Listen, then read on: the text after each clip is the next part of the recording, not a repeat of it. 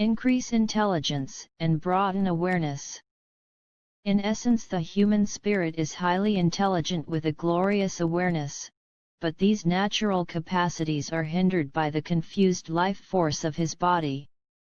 The influence of confused life force on his mind prevents the human spirit to operate from his full mental potential. So the optimal remedy against that hindrance would be to undo confused life force, to restore it back to its original quality. The individual human being consists of three parts, which are the spirit, the fundamental person himself, his mind, consisting of mental energy, and his body, a physical organism, endowed with life force. The world a human being perceives by means of the senses of his body concerns the life reality.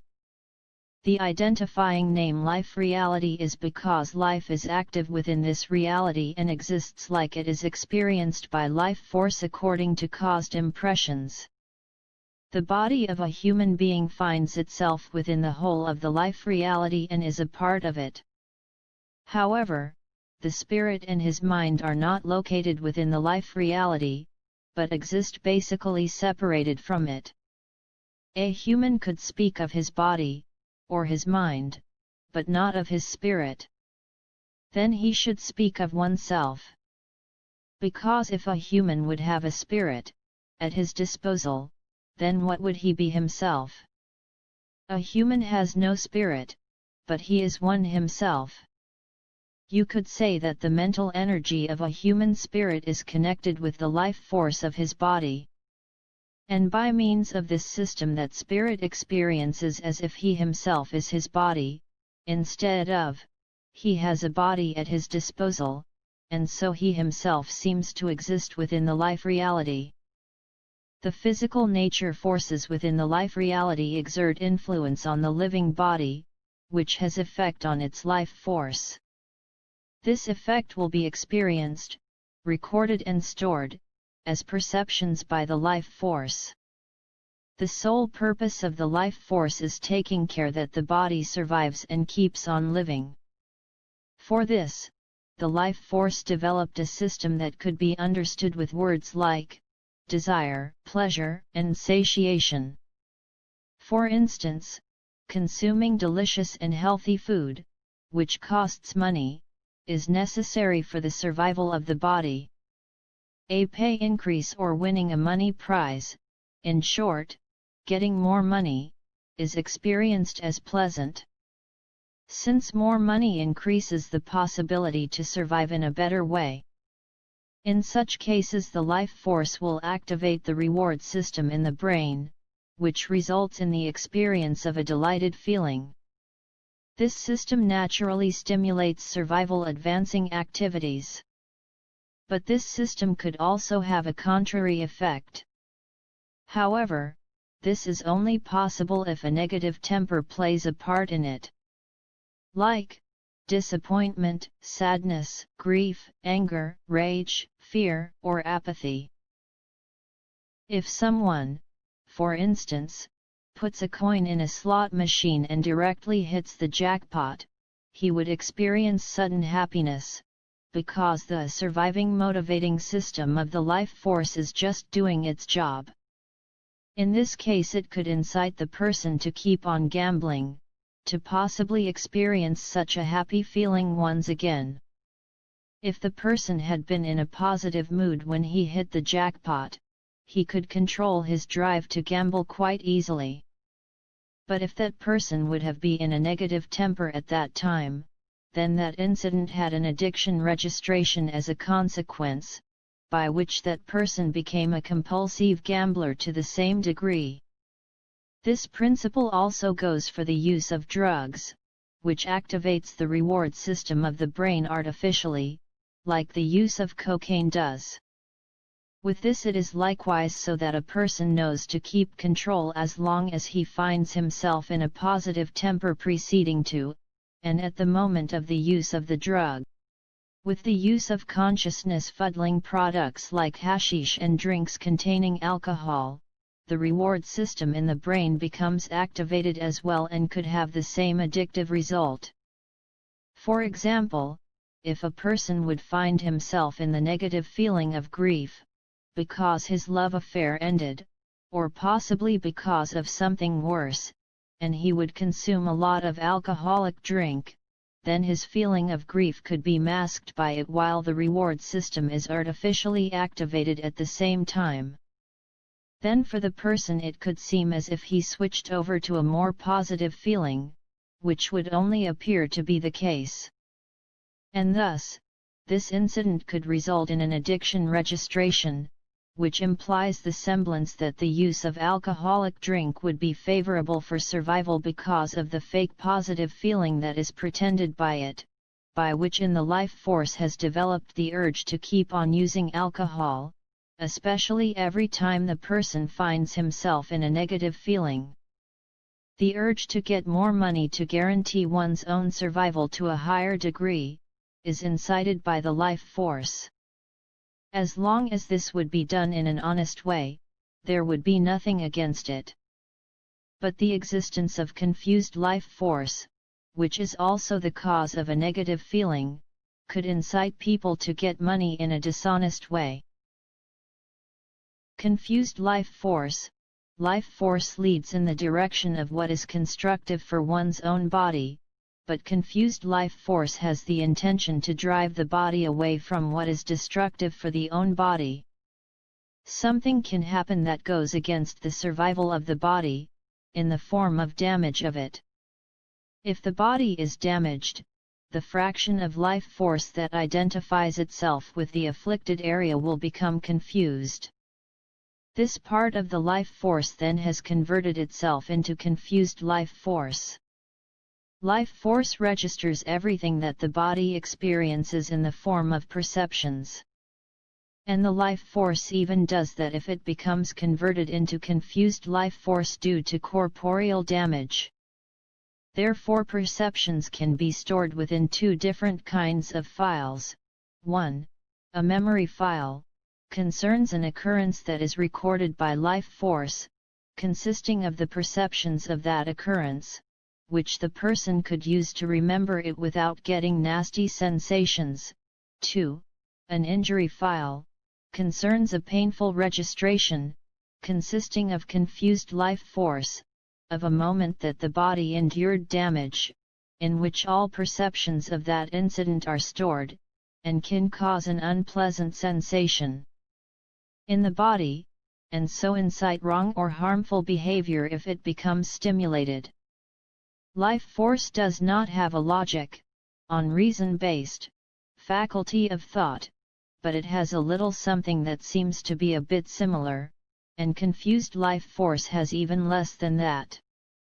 If there is a perception in the present, concerning a certain color, sound, or smell, that resembles a perception that was ever done at a moment that the body was damaged somewhere in the past, then the confused life force will think that the body finds itself in a same sort of dangerous situation, that contravenes its survival, again. In such a case the confused life force consisting of pain will be unleashed within the life force, and thereupon the life force cannot really reason if there would be actual danger for the body at all. Subsequently the life force will automatically activate a survival mechanism, with the purpose to rescue the body. The activation of the confused life force was caused by certain perceptions, which resembled a part of the content of an injury file. Therefore, according to the life force, there must be action taken, so that its own body will be driven from the direction of what causes the perceptions. The other solution is to neutralize what causes the perceptions. Because of the forced on, activated pain, the life force is compelled to execute one of the mentioned solutions. If, for instance, an individual has been beaten when he was still a child, with an injury file as result, during which the wrongdoer yelled at him, then this will have an automatic effect if there would be yelling at that individual in the present. In such case the life force will incite the body of the individual to go away from the yelling person, or to neutralize that person, with the intention to assure the survival of the own body. People who become aggressive if someone yells at them, or in their surroundings, were certainly yelled at and physically abused at the same time when they were a child. Certain uncontrolled behaviors and actions of such people could be seen as an effect of an attempt to escape from an earlier incident which had moved them with an excess of fear at that time, or to defend themselves against it, because that incident keeps on haunting them by their confused life force. The younger the body was, when an injury file was caused in it, the more powerful it can exert influence if the injury file becomes stimulated. Often people can suddenly feel unwell without having an explanation for it. If, for instance, a child bumped his head hard where the smell of grass is present, then this person can feel unwell each time his body perceives the smell of grass. Then the person could be completely unaware that the smell of grass stimulates his painful confused life force and so affects his sane, mental ability. This can even have the consequence that the person, for instance, has an aversion against trips in natural environment, because the smell of grass is present there, and therefore, on such occasions, never comes along with friends or family. This way people have numerous of injury files, containing a whole series of recorded perceptions, that can seriously put them at a disadvantage without knowing the cause of it. The mental whole of a human spirit consists of 4 units: 1. The ethical mind, 2. The critical mind, 3. The physical mind, and 4. The panic mind. 1.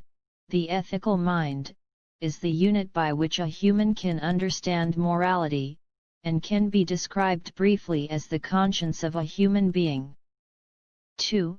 The critical mind makes conscious decisions. It can make calculations, analyze things, in order to determine differences and similarities, and draw conclusions. 3. The physical mind, or animal mind, consists of the mental energy that has fully identified itself with the life force of the human body. So this unit behaves like an animal and influences the human spirit to make him obey whatever the life force desires. An animal is a full autopilot that only operates on grounds of instincts, urges, and desires. But in the case of a human being there is a question of how far he controls his body on a conscious level. So with this, you could suppose that a human body is driven by an animal to the degree that the human spirit does not sufficiently control his body, in conformity with reason, himself. 4. The panic mind consists of the mental energy that was once identified with life force, before it was converted into confused life force due to corporeal damage. So this mental energy considers itself as one with that confused life force and is factually captured by it, which will be to the detriment of the healthy mental capacity. The only difference between a human body and an animal body is eventually the fact that the life force of a human body is controlled with mental energy by a human spirit endowed with reason. Although the corporeal shape differs, the matter of which all with life-inspired bodies exist, are eventually the same, and all those bodies are obeying the same nature laws within the life reality. This also goes for the life force, which is basically the same for an animal as well as for a human body. You could suppose that an animal always operates as an autopilot according to a program. So this mechanism, or the influence of it, is in force for a human body as well. But the human spirit could have the opinion that it is not always right to obey the orders and desires of the life force. During conscious moments a human spirit thinks with his critical mind, and by means of this he gives orders through his physical mind to the life force to have his body execute the desired actions. The purer someone's conscience, the more there will be charitable ability, and the more it could possibly inspire the critical mind to humane deeds. But the painful confused life force of a person causes the urge to act immoral and harm his fellow man. In such a case the influence of the conscience serves to prevent the possible execution of a harmful act. But if the harmful act would still be executed by the person, it will cause a smudge in his conscience. The more smudges there are developed within someone's conscience as a consequence of his harmful acts, the less influence one's conscience, due to the pollution, could have on the person himself, and so the more remorseless he will be.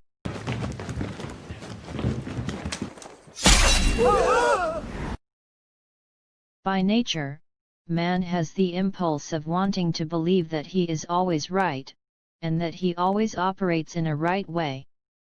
This is mainly so, because without the influences of the life force and the confused life force, the critical mind by nature always comes to the best possible conclusion on grounds of the data it has at its disposal.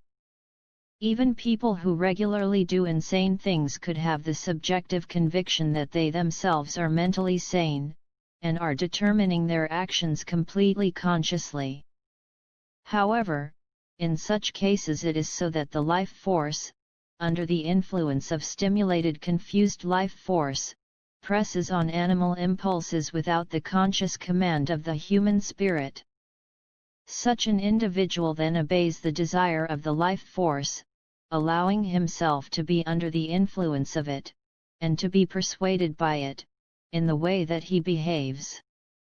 And he allows himself to believe that he himself had determined his actions completely free from hidden painful influences, with self-consciousness, and that these actions were correct.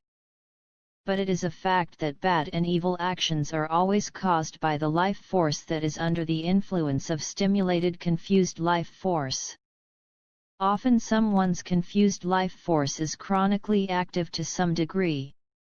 Active confused life force influences someone's ability to remember as well as to think and to act consistent with what is right and logical. It reduces someone's ability to use his full mental capacity. So this means, if the confused life force would not be active, or would not exist, the individual then will be more intelligent, more sane, and will have a terrific ability to remember. As mentioned, life force can be transformed into confused life force.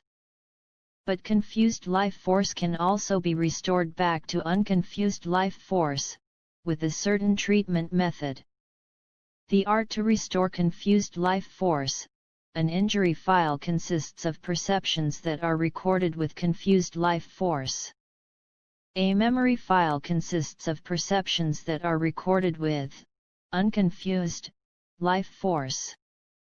Because confused life force, due to its antipathetic and hostile impulses, causes a serious disturbance in the mental energy of the mind, and a condition of complete mental clarity is much more preferable. The art to change injury files into memory files is something precious. So with this method, confused life force is being brought back into its original quality. Confused life force has converted itself from original life force due to corporeal damage that the body underwent in the past. And all these incidents need to be relived mentally multiple times and analyzed thoroughly to get the confusion of the life force in question to become undone. To restore confused life force back to its original quality demands discipline because of the nasty sensation that is brought about by reliving a painful incident. But one just taught to keep proceeding, as the sensation will reduce bit by bit until it is completely gone. Then they should go through the specific incident once or twice more to be sure. And so one must deal with all painful incidents of the past. Subsequent, the human spirit will gradually gain more control over its life force instead of the other way round. And so one will become more and more aware, by which he will automatically regain his inherent spiritual abilities, like telepathy, clairvoyance, being able to consciously experience an out-of-body condition.